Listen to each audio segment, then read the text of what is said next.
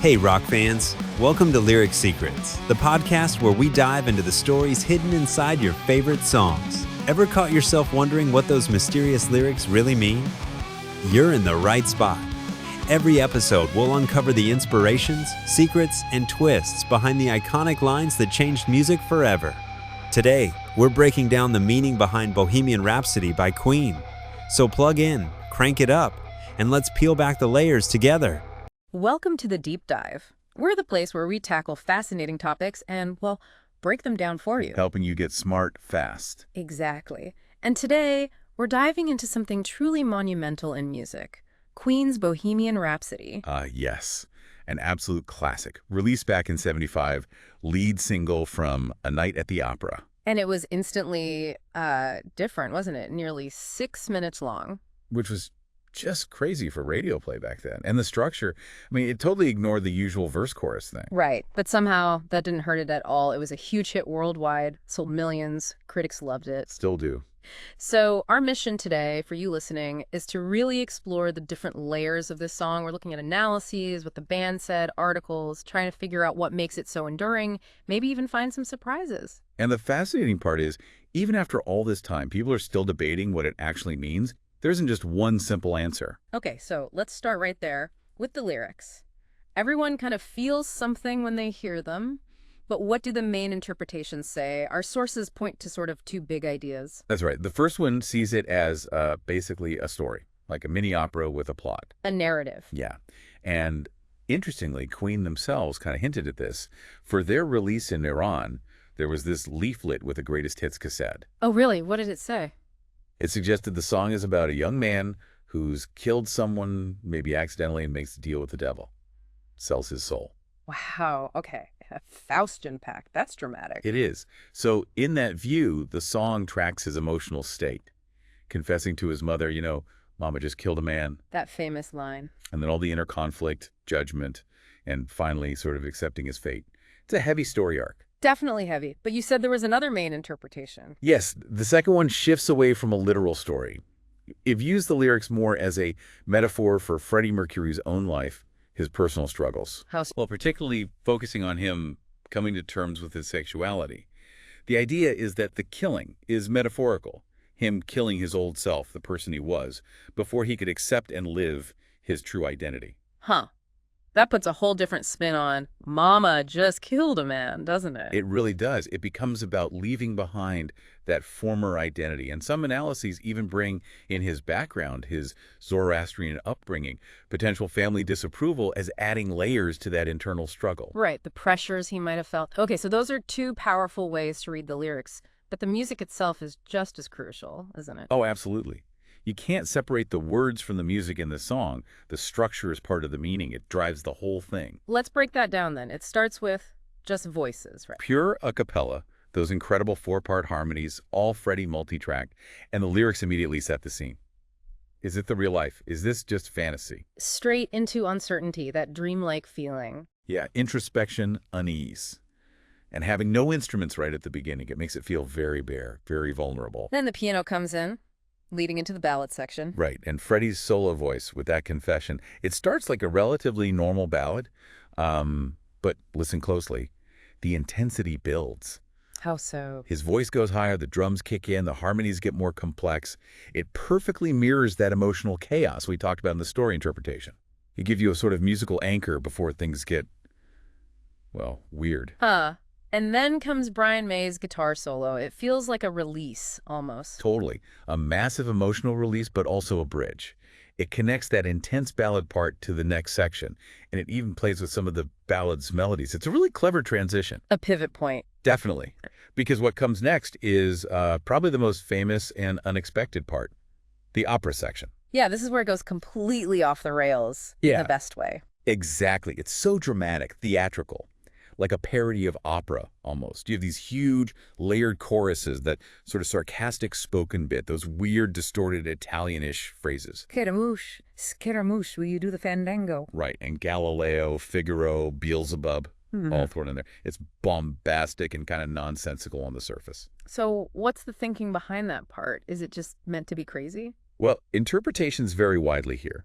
It could be showing the character's mind descending into chaos, or maybe it represents society judging him, a kind of surreal nightmare sequence, a symbolic trial. So many possibilities. Yeah, and the nonsense bits might just reflect how overwhelming it all feels, while the named characters, Scaramouche the clown, Galileo the truth seeker, Figaro the clever servant, Beelzebub the devil, they could all carry symbolic weight. Trickery, truth, damnation. It's a lot to take in, and then, bam, it shifts again. Abruptly. Into the hard rock section, that powerful guitar riff comes in, driving rhythm, and Freddie's voice gets really aggressive. So you think you can stone me and spit in my eye? Yeah, pure defiance. It's such a stark contrast to the opera bit. It feels like rebellion, anger, asserting himself after all that turmoil, like he's fighting back. A breaking point. Could be a fight for freedom, maybe. But then, just as suddenly, it changes again for the outro. Right, slows down, goes back towards that opening feeling, doesn't it? It does. The piano comes back, more melodic this time. Those cappella voices return, repeating, "Nothing really matters." And that final gong. Yeah, the gong. Just brings it all to a close. That return to the earlier mood suggests some kind of resolution, but it's, deliberately vague. What about nothing really matters? Acceptance? Giving up? Could be any of those. Acceptance, nihilism, maybe just exhaustion after the whole ordeal. It's ambiguous, and the gong just slams the door shut. Dramatic. And like you said earlier, no verse-chorus structure. It really is like a story told through music. Through composed, yeah. Which allows for that incredible emotional range and narrative flow. Some analyses even connect its structure to Joseph Campbell's hero's journey idea. The universal story pattern. That's fascinating. It might explain why it connects so deeply with people. It definitely adds another layer. Okay, so we've looked at lyrics and structure. Maybe we should pull out some of the core themes that run through it all. Good idea. Life and death seem pretty central, right? Palpable. You've got the confession of killing someone, the fear expressed in "I don't want to die," and that heartbreaking line. Mama, life had just begun, but now I've gone and thrown it all away. Exactly. That sense of lost potential, the fragility of life. Whether you take the story literally or as a metaphor, it hits hard. And there's definitely a theme of sin and redemption floating around. Yeah, the confession implies sin. And then you have Bismillah invoking God's name right alongside Beelzebub has a devil put aside for me. Talk about conflict. Intense internal conflict. And that plea, "Will you let me go?" It sounds like a real cry for forgiveness, for release from consequence. Relationships are in there too, obviously, Mama. Yes, that repeated address highlights that bond and maybe the pain of letting someone down. But then there's also, "So you think you can love me and leave me to die?" Ooh, that sounds like betrayal. Betrayal, abandonment in a close relationship maybe. It touches on that vulnerability we feel when we connect with others. And as we discussed with the second interpretation, identity and self-acceptance seem huge for many listeners. Absolute central for many. Seeing it as a coming out story, that struggle between your true self and what society expects, the fear of judgment. So you think you can stone me? Right. It feels like it captures that whole complex journey from the initial uncertainty, is this the real life, to that final, maybe hard-won statement, "Nothing really matters." It suggests a process of self-discovery, however fraught. And that leads to those closing lines, "Nothing really matters, any way the wind blows, nihilism, fate." It introduces that element, yeah. A kind of apathy or maybe resignation. Accepting you can't control everything. But again, is it peaceful acceptance or just despair? The song leaves you wondering. It really does. And it's hard not to connect some of these themes back to Freddie Mercury himself. It is difficult. His own life story, born Farrokh Bulsara, Parsi heritage, Zoroastrian faith, moving to England, it was complex from the start. And his journey with his sexuality, which you mentioned, even adopting the name Freddie Mercury seems like part of that transformation. A symbolic rebirth, perhaps. And if you view the song through that lens, his Zoroastrian background, where homosexuality wasn't traditionally accepted, might feed into those themes of sin, guilt, judgment.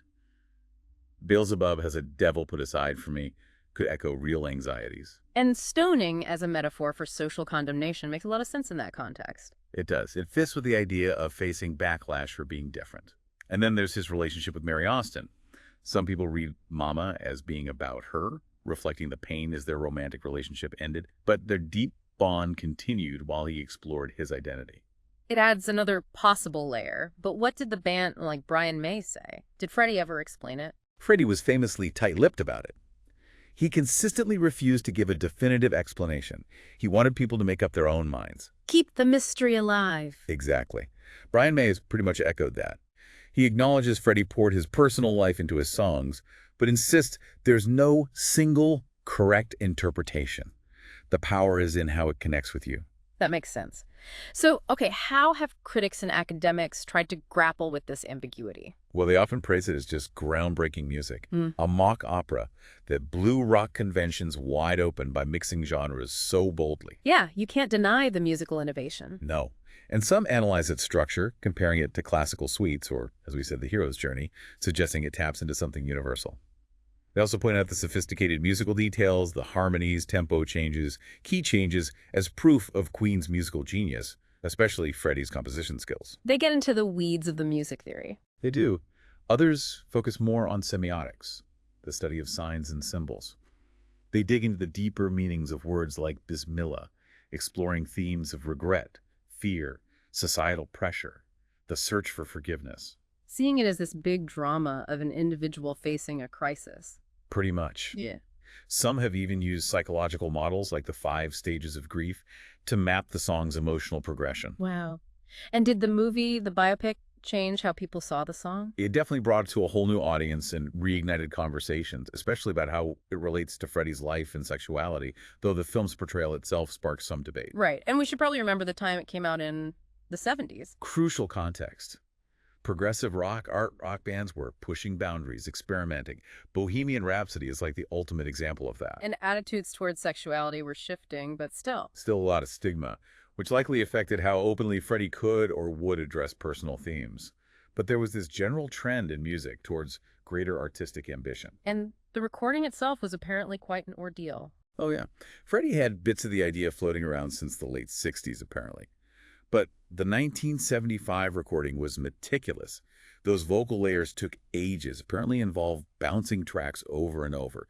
They knew they had something special, even if the record company was initially hesitant about the length. So Queen had to fight for it. They really pushed for it to be the single, a gamble that paid off massively. And then the music video that was revolutionary too, basically kickstarting the whole music video era. So it was innovative on multiple fronts. And all along, Freddie just let people wonder about the meaning. Pretty much. Brian May, Roger Taylor, they respect Freddie's stance. They talk about the creative process, the collaboration, but they don't try to pin down the lyrics. It's part of the song's legacy. Okay, so wrapping this up, it feels like the enduring power of Bohemian Rhapsody really comes from that mix of, well, everything. It's musical complexity, it's lyrical ambiguity. And its ability to mean different things to different people. Whether you hear that literal story of crime and punishment or metaphor for coming out or something else entirely, Yeah. it connects. And musically, it was just fearless, blending opera, ballad, hard rock. It cemented its place in history right there. Absolutely. And maybe the most brilliant move was Freddie leaving it open. That intentional ambiguity creates this lasting dialogue between the song and everyone who listens. So for you listening, after hearing all these layers, the story, the metaphor, the music, the history, Freddie's life, what part of Bohemian Rhapsody clicks most strongly with you? Why do you think it still grabs people generation after generation? It's a song that almost demands you bring your own meaning to it. And maybe that's the real magic. It becomes personal.